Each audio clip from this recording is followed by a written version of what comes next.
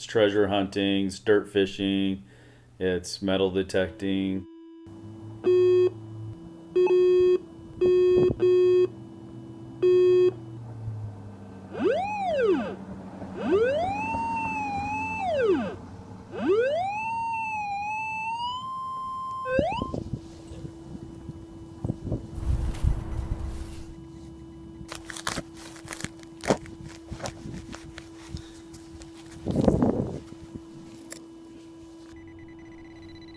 It's right in there somewhere.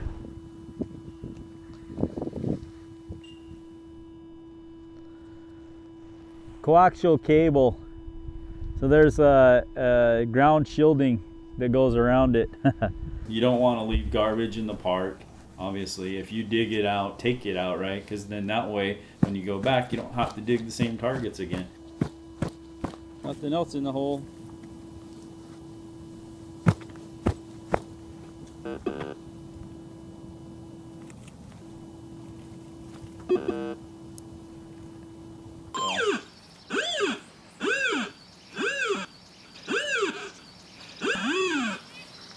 So this is ground balancing. You want to have the ground balanced so that way you're not getting a lot of different signals that are false signals. Gloves are important. You never know when you might run into like a hypodermic needle or something like that. You know, of course these gloves aren't going to protect it from going through, but like, you know, a shard of glass or something could cut your hand pretty easily, and unfortunately you run into glass a lot. So put some gloves on.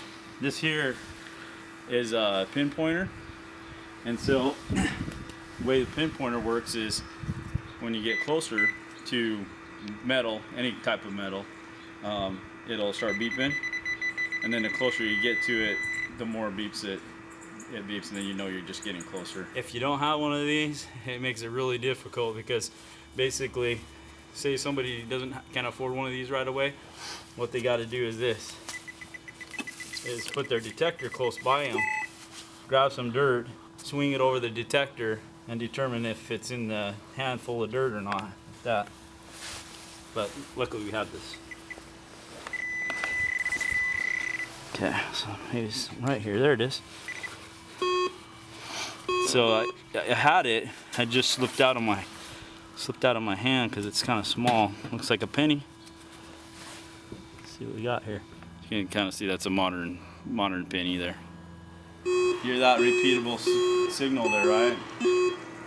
Now this is something that we would go after, and I don't know if you see on the screen. So we go after that. So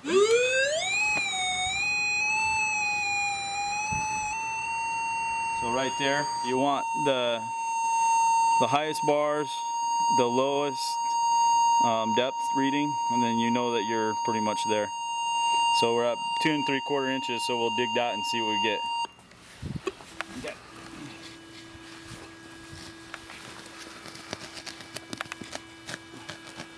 There's some roots in here. See, I've dulled the end of the screwdriver there, and so that way, if your target is close to the surface, you come down to it and kind of tap it, and you know when you hit it because it's like just like a hard surface. And once you find it, you move a little bit to one side, and when you do that, it gives you a little bit of room for popping it out. Then you just move back to the other side, push down underneath it, and then pop it out. So let's try that.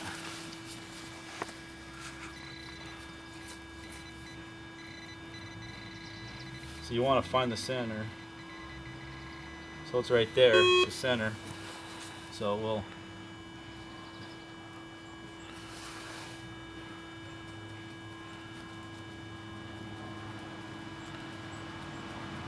it's right there. I can feel it. So we'll go one side and go back across the other side, and then pop it out. There it is.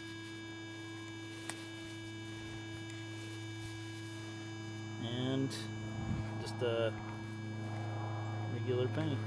Now notice how the line is pointing in the negative side. This is more iron side. This is more gold and silver side. So where it's pointing this direction, we know that's like a nail or a horseshoe is what they're seeing here, but any kind of iron signal will give you this kind of signal backwards. So let's see if we can pull that out and see what it is.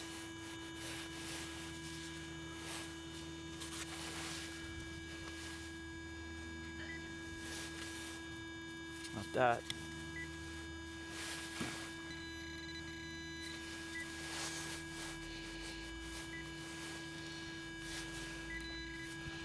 Whatever that is. Yep, that's it. Looks like a piece of a toy car. Another invaluable tool to have is a knee pad, because you're going to be kneeling down to dig these holes. I just use one. I just get down on one knee to dig these holes out. So very nice to have. The belt to put all these tools on. Any type of rag that you can lay down, and when you dig out your dirt and you notice that your target's deeper than you actually dug initially, you can dig more dirt and have somewhere to put that dirt, so that way you're not making a mess of the whole area and make it look like a big mud hole when you're done. And you put the dirt on here. Once you get done finding your target, you go ahead and pour this back into the hole without getting it all over the rest of the grass, and then you can put the plug on. When you're done with that, of course, you always want to stomp down your plug really well, because when you do that, it makes it look like you was never there. Crappy signal here, but I'm gonna Little kids hear the tones, they want to know what you're doing, and pretty much now you're not metal detecting anymore. So this is pretty important, to have headphones that you can just you listen to, and so that way you don't have little kids running around bugging you all the time. Still on TV? No. We're not on TV? Come on. We're not on TV? Nope. Well, metal detecting takes up a bunch of time, so it's way nicer to have your kids out there with you detecting than just detecting on your own. I picked up a second metal detector so that way I could have my kids out there with me, and sometimes they don't like it until they find the target. So I found a 1994 penny, just a normal one. Shot over there. It was about 4 inches deep. And you can see the date right there. One thing, metal detector guys like is finding class rings, because generally the class ring is going to have their name inscribed inside, and so you can get it back to them. And getting a class ring, or any ring for that matter, that has a name inscribed in it is pretty exciting for metal detectorists, because you're really making whoever this person is very happy that they now have their ring back. And if you can imagine, they lose their ring, and it's this big deal, and they're very sad, and they figured they lost it forever. Well, several years down the road, they get their class ring back. That's pretty neat. This ring right here is a very expensive ring to buy. The maker mark inscribed in it, and it's Dana, and it's 18 karat gold. And this particular ring's pretty heavy. I found this ring online, and the brand new price for this ring is $1,899.